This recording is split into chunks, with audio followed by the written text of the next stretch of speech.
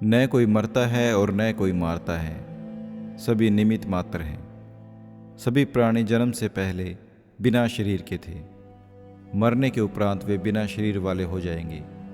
यह तो बीच में ही शरीर वाले देखे जाते हैं, फिर इनका शोक क्यों करते हो, ऐसा श्री कृष्ण कहते हैं। जैन धर्म के 22वें तीर्थकर अरिष्ट नेमिनाथ भगवान के चचेरे भाई थे।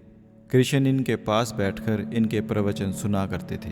हालांकि जैन धर्म ने कृष्ण को उनके श्रेष्ठ शालाका पुरुषों में शामिल किया है, जो 9 वासुदेव में से एक है। किस रंग के थे श्री कृष्ण?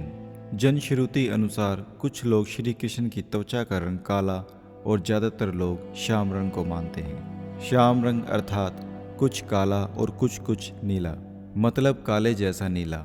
जैसा सूर्य अस्त के बाद जब दिन अस्त होने वाला रहता है तो आसमान का रंग काले जैसा नीला हो जाता है। जनश्रुति अनुसार उनका रंग न तो काला और न ही नीला था, मिश्रित नीला भी नहीं था। उनकी त्वचा का रंग श्याम रंग भी नहीं था। दरअसल उनकी त्वचा का रंग मेघ श्यामल था, अर्थात काला, नीला और सफ़ेद मिश्रित रंग। प्रचलित जनश्रुति के अनुसार माना जाता है कि उनके शरीर से मादक गंध निकलती थी। इस गंध को वे गुप्त अभियानों में छुपाने का उपक्रम करते थे। यह खूबी द्रौपदी में भी हुआ करती थी। द्रौपदी के शरीर से भी सुगंध निकलती रहती थी, जो लोगों को आकर्षित करती थी। सभी इस सुगंध की दिशा में देखने लगते थे और इसलिए अज्ञातवास के समय द्रौपदी को चंदन, उबटन और इत्र आदि का कार्य किया, जिसके चलते उनको सेरंधरी कहा जाने लगा था। माना जाता है कि श्री कृष्ण के शरीर से निकलने वाली गंधी गोपिका चंदन और कुछ रात रानी की सुगंध से मिलती जुलती थी। कहते हैं कि भगवान श्री कृष्ण की देह कोमल अर्थात लड़कियों के समान मृदु थी, लेकिन युद्ध के समय उनकी देह विस्तृत और कठोर हो जाती थी। जनश्रुति अनुसार ऐसा माना जाता है कि ऐसा इसलिए हो जाता था क्योंकि वे योग और कलारीपट्टू विधा से पारंगत थे। इसका मतलब यह है कि श्री कृष्ण अपनी देह को किसी भी प्रकार का बनाना जानते थे, इसलिए स्त्रियों के समान दिखने वाला उनका कोमल शरीर युद्ध के समय अत्यंत ही कठोर दिखाई देने लग जाता था। यही गुण कर्ण और द्रौपदी के शरीर में भी था। भगवान श्री कृष्ण का जन्म मथुरा में हुआ था। उनका बचपन गोकुल, वृंदावन, नंदगांव, बरसाना आदि जगहों पर बीता।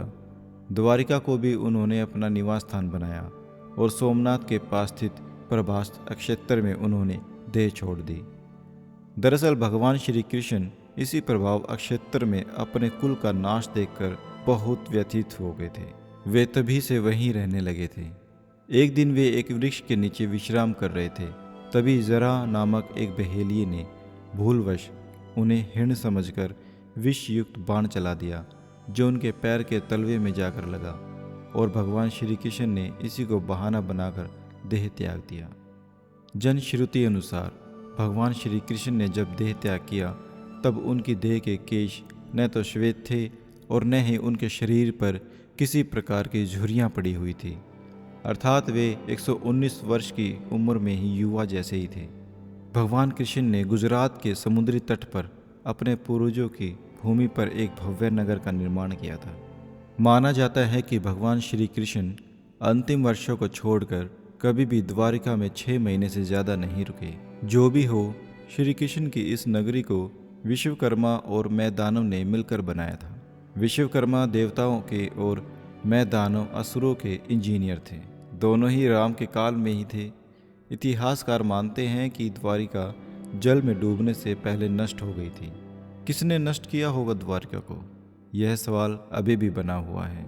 हालांकि समुद्र के भीतर द्वारिका के अवशेष ढूंढ लिए गए हैं। वहां उस समय के जो बर्तन मिले हैं वे 1528 ईस्वी पूर्व से 3000 ईस्वी पूर्व के बताए जाते हैं।